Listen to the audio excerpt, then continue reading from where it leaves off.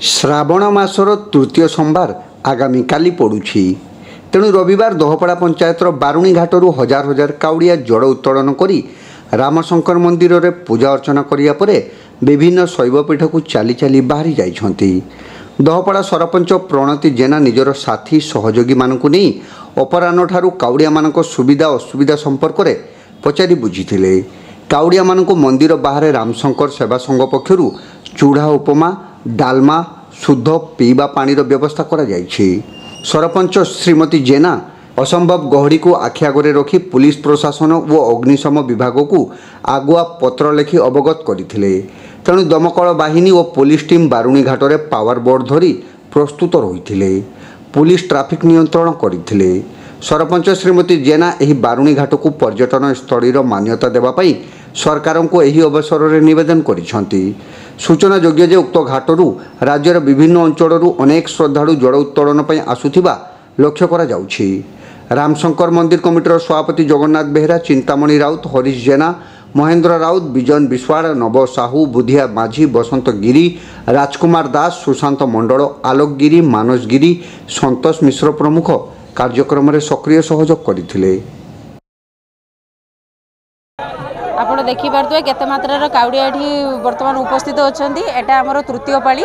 आम चारोटी पाली ये आसबे विभिन्न जिलूर आसुच्च काउड़िया मैंने जेहेतु ये समस्त प्रकार सुविधा दि जापरु से केवल बालेश्वर जिला नहीं मयूरभंज पाख पड़ोशी जिले में आसुच्च बहु मात्रा हजार हजार काउड़िया ये आसमर पंचायत तरफ लाइटर व्यवस्था कराई। आगतर भक्त मान अभियोग था रास्ता टी ठीक ठाक नाला पंचायत तरफ रास्ता आम ठीक कर देचु। आ धन्यवाद देवी मंदिर कमिटी की जे माने कि भक्त मान प्रशासन व्यवस्था कर सहित आमर सेवा संगठन जो रही काठसंगड़े पिला माने बहुत सहयोग कर देखिपे भक्त मान प्रशासन व्यवस्था कर सबु प्रकार व्यवस्था आम देखुचु। मुझे भी रही देखुची कौन प्रकार भक्त जार किसी असुविधार सम्मुखीन न होती। केते भक्त आछंती पाखापाखि हजार हजार भक्त आछंती विभिन्न जिल्लार आछंती। मु निजे से तांको पचारुछि किछि असुविधा अछि कि कोनोसी प्रकार असुविधा रही कि सेमाने बहुत खुशी लागु सेमाने खुशी मनर आछंती एवं खुशी मनर एठारे जाउछंती। आपण को जरिया रे मु गोटे कथा प्रशासन को कहिया पय चाहिबी जो हमर पूर्वतन कलेक्टर थिले भाउ साहब सिंधे जाहो तांको बहुत धन्यवाद देबी। एठी गोटे गलापुलर व्यवस्था आमे तांको जणी दिलु सार बहुत माने शीघ्र से गलापुलर व्यवस्था मध्ये करथिले। आ गोटे प्रति देखी जाइए जेहेतु एटा गोटे बहु सब आप देखुए बहु मात्रार भक्त आसुँच जदि प्रशासन ये दृष्टि आकर्षण करता एटा जदि पर्यटन स्थल मान्यता दिंता ताले बहुत सुंदर हुआ। आउ सार से कलेक्टर सार भाउ साहब सिंधे ये पत्थर पिचिंग इरिगेशन डिपार्टमेंट यही को कही सार बदली पर से तो रही बर्तमान जो कलेक्टर अच्छा आम टे दृष्टि आकर्षण करूँ यथाशीघ्र ये पत्थर पिचिंगटा हो गले आहरी सुंदर हो जाता पर्यटन स्थली सुंदर हो जाता।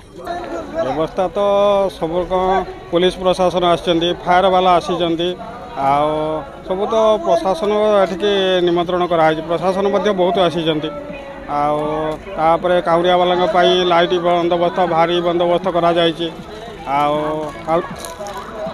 काउरिया वाला टिफिन विफिन जहाँ बंदोबस्त करा ये तो मंदिर कमिटी एगुड़ा करुच्ची सरपंच सहयोग मंदिर कमिटी करुच्ची। आज चूड़ा सतुला और डालमार बंदोबस्त होती पानी सफिसीयंट लोक नौकरी आर गत रविवार भी होता आग रविवार सोमवार भी हम आमर सेवा संघ तरफ तो सबू रविवार और सोमवार आमको खाଇବା दिया बहुत बहुत बढ़िया रोचे लोक खुशी होगी जाऊँ खाई खुशी आराम से जाऊँ। बर्तमान सा 1000 उपरे लोक नहीं कि गले आहरी 2000 लोक आमर अच्छी खाଇବା। हाँ सी आमको बहुत सहयोग करुँच सांगे सहयोग करके आम लोक मान भी सेवा संघरे जग दे लोक मान दौरान खाଇବା सब।